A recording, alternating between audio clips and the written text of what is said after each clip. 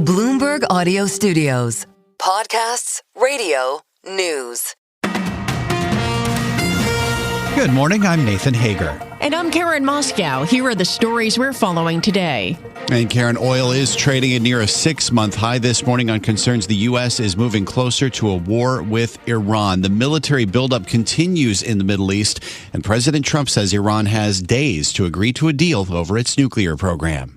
Now we may have to take it a step further, or we may not. Maybe we're going to make a deal. You're going to be finding out over the next probably 10 days. The U.S. now has more forces in the Middle East than at any point since the Iraq War. As far as his domestic agenda, Nathan, President Trump is declaring victory in the fight over cost of living concerns. He paid a visit yesterday to the crucial battleground state of Georgia. What word have you not heard over the last 2 weeks?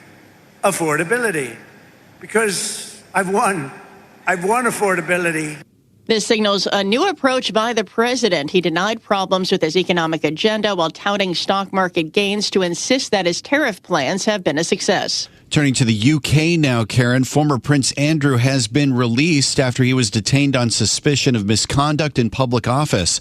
Let's go to London and get the very latest from Bloomberg's Tiwa Adebayo. Good morning, Tiwa. Good morning, Nathan and Karen. Well, the fallout is continuing here in the UK after the unprecedented arrest of former Prince Andrew Mountbatten Windsor yesterday. The latest is that he has now been released from police custody under investigation. That was yesterday evening. Thames Valley Police confirming the release of a man in his 60s in Norfolk, not naming him as is per the national guidance here in the UK. This arrest coming, of course, after revelations about Mr. Mountbatten Windsor's ties to convicted sex offender Jeffrey Epstein. He has denied all wrongdoing in relation to Epstein. Just in terms of the latest from the rest of the royal family, whilst this news was breaking yesterday, the King was taking part in a public engagement at London Fashion Week. He also released an official statement in which he said the law must take its course. In London, Tiwa Adebayo, Bloomberg Radio. All right, Tiwa, thank you. There is more fallout from the Jeffrey Epstein case right here in the U.S. The late sex offender's estate has agreed to pay up to $35 million to resolve all outstanding legal claims from women who have not already reached settlements.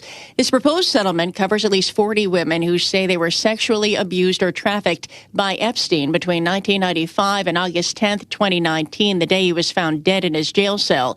Their lawsuit was originally filed in 2024 against the Epstein estate's two co-executors, his longtime lawyer Darren Indyke and accountant Richard Kahn. Both men have not been accused of abusing women or witnessing abuse. They've denied all liability to Epstein's victims and agreed to the settlement terms without admitting fault. A federal judge still has to approve the deal. Karen, let's turn now to the latest in the search for Nancy Guthrie. Tomorrow will be 3 weeks since the mother of Today Show host Savannah Guthrie was seen at her home near Tucson. The FBI has received more than 20,000 tips, and Pima County Sheriff Chris Nano says every lead helps. When those tips dry up, this case goes cold. We believe somebody out there knows who did this. We need that person to call us. Pima County Sheriff Chris Nano spoke to the ABC station in Tucson. He says DNA evidence found at Guthrie's home is still going through lab analysis, and several hundred personnel from multiple law enforcement agencies are assigned to the case. Investigators have also identified an Ozark brand backpack the suspect was seen wearing in surveillance footage. They're working to determine where he bought other items. The FBI reward for information that leads to Nancy Guthrie's return is up to $100,000. Let's turn to the markets now, Nathan, and futures are higher as we close out the trading week. And company news, Netflix said its proposed acquisition of Warner Brothers Discovery will lead to more films in movie theaters. This addresses a key concern from Hollywood. In an interview with Bloomberg, Netflix co-CEO Ted Sarandos says he is highly confident he will win the battle against Paramount Skydance for Warner Brothers. I think in the alternative, B-Sky has gone missed every deadline. They've been taking 9 runs at this bid, and they just won't accept this outcome. And Netflix's Ted Sarandos made the comments earlier in an interview with Bloomberg. And you can catch that interview as well as live streaming news, all our Bloomberg TV shows, documentaries, and more all in one place at Bloomberg.com/videos. For the first time in decades, the U.S. imported more from Taiwan than China. In fact, U.S. purchases of goods from China plunged almost 44% in December from a year earlier, while shipments from Taiwan more than doubled during the same period to $24.7 billion. This soaring Taiwanese shipments to the U.S. reflects the huge expansion in supplies of chips and servers for AI companies. And U.S. and Chinese fighter jets briefly faced off, Karen, above waters near the Korean Peninsula, marking a rare confrontation in that area. Yonhap News is reporting that the U.S. planes did not enter China's air defense identification zone, but Beijing scrambled planes as they neared that region. Time now for a look at some of the other stories making news in New York and around the world. And for that, we're joined by Bloomberg's Michael Barr. Michael, good morning. Good morning, Karen. Forecasters are keeping an eye on a developing coastal storm that will move up the eastern seaboard Sunday into Monday. How much snow depends on its track. Bloomberg meteorologist Rob Carolyn has the latest. Michael, we're still watching the potential for a coastal storm Sunday into early Monday. The models are still in disagreement. The U.S. model brings the storm closest to the coast and has the most accumulation. European models further to the south and just kind of brushes the tri-state area with a little bit of light snow for late Sunday and on into Monday. We'll continue to monitor the situation over the upcoming weekend. Hopefully by tomorrow, the models will start to get an idea exactly where this system is headed. I'm Rob Carolyn, Bloomberg Radio. Thank you, Rob. President Donald Trump is directing federal agencies to release government documents related to extraterrestrial life and unexplained aerial phenomena. President Trump accused former President Barack Obama of giving away classified information when he discussed the idea of extraterrestrial life during a recent podcast appearance. The U.S. intelligence community released a report in 2021 detailing what it knew about unidentified flying objects spotted by military pilots over the past several decades. The National Governors Association is pulling out of an annual meeting at the White House after President Trump declined to invite two Democratic governors. President Trump is still expected to meet with governors at the White House today. Police in Idaho are searching for a suspect who stole an ambulance and then rammed it into a Homeland Security office near Boise. Meridian Police Chief Tracy Bastericha says then the suspect tried to set a fire, but fled after being scared off by first responders. There is no doubt this building would have been burned, putting the lives of first responders and others at risk. No one was injured. Actor Eric Dane has died. Dane rose to fame as Dr. Mark Sloan on TV's Grey's Anatomy. McSteamy! Woohoo! Is that what you call me now, McSteamy? Yeah, but I don't think you're supposed to know that. He later starred on Euphoria. Last April, Dane shared his diagnosis of ALS, or Lou Gehrig's disease. Eric Dane was 53. Global news 24 hours a day and whenever you want it with Bloomberg News Now. I'm Michael Barr, and this is Bloomberg, Karen. Thanks, Michael. Time now for our Bloomberg Sports Update, and for that, we bring in John Stashower. Thanks, Karen. U.S. Olympic drama, and all of it from women. First, it was the hockey team who had been so dominant, and then in the gold medal game against Canada, shut out for 58 minutes. Finally, Hillary Knight, the captain, scored, sent the game to overtime where Megan Keller scored. The U.S. with the 2-1 victory over Canada and the gold medal. And then it was the figure skating, the free skate performance by Alyssa Liu, nearly 3 points better than anyone. First U.S. women's gold since 2002. That's your Bloomberg Sports Update. Stay with us. More from Bloomberg Daybreak coming up after this. Coast to coast on Bloomberg Radio, nationwide on Sirius XM, and around the world on Bloomberg.com and the Bloomberg Business app.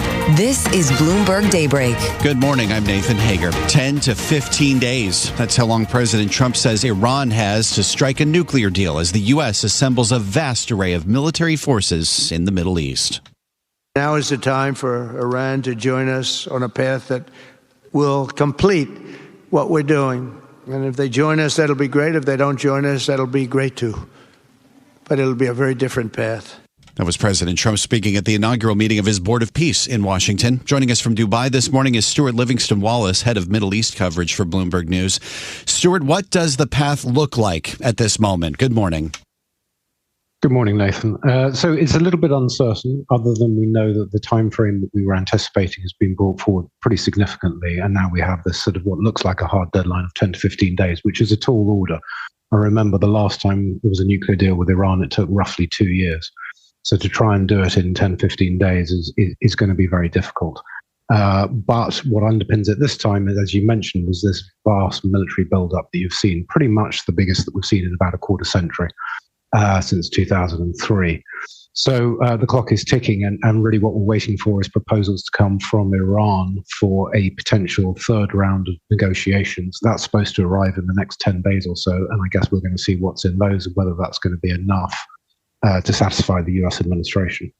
That is one of the ultimate questions, isn't it? Whether it is going to be enough, when we've heard from Israel, the Prime Minister Netanyahu suggesting that the U.S. should go for regime change potentially in Iran. That's quite right. What we don't know and what's not clear at the moment is what exactly Trump's ambitions are in this regard. Does he want to go for a short strike to try and wring some more concessions out of Iran? Certainly to expand the negotiations to things like ballistic missiles and the regional proxies like Hamas, Hezbollah, the Houthis, and so on top of the nuclear file. These are all very big questions. Regime change, that is really up for debate about whether you can achieve that even with the amount of military hardware that he has in the region, because you would presume, not necessarily, but you would presume that it would require boots on the ground. And that feels like a step too far at the moment. Let's talk about the buildup that we have seen at this point. You mentioned that it's the kind of buildup that we haven't seen in nearly a quarter century. What kind of firepower is in the region at this moment?